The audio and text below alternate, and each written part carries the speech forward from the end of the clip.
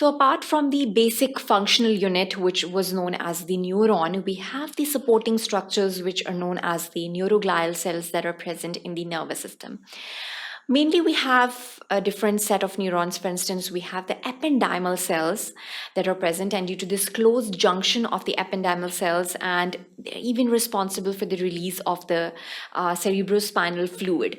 So, this is basically the lining that is present in the ventricles of the brain, and the basic function of these ependymal cells is to produce the cerebrospinal fluid. So again, it's some of the functions which are very vital for the nervous system, and they're apart from signaling, or they're apart from the transmission of the messages. Astrocytes are basic neuroglial cells that are responsible for the formation of the blood-brain barrier. So again, they're very integral part of the nervous system.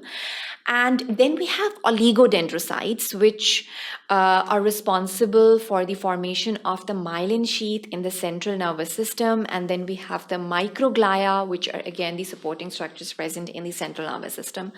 We have to remember one thing, which is a key point, that oligodendrocytes are responsible for the formation of myelin sheaths in the central nervous system, and Schwann cells are responsible for the formation of myelin sheath in the peripheral nervous system. So this is a basic difference when we are looking at these neuroglial systems.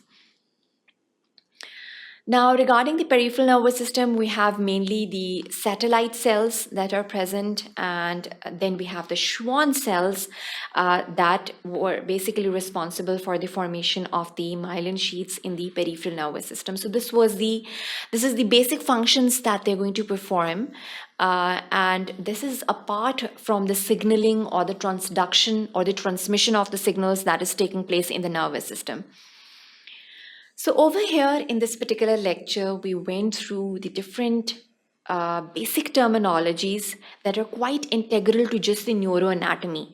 So they're quite different than the anatomical features that we usually refer to in the gross anatomy that we are studying or that we are going through.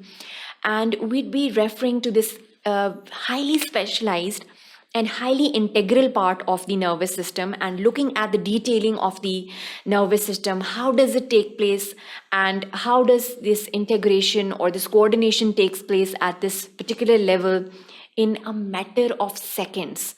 And different pathologies are obviously certainly related to these different features that we studied in detail over here, and it was just an overview regarding the neuroanatomy, and the detailed lectures will comprise obviously of the different structures in detail, the different cross sections in detail. So I hope it's a very interesting and a very again a very coordinated journey of neuroanatomy that will take place. Thank you for watching sqadia.com.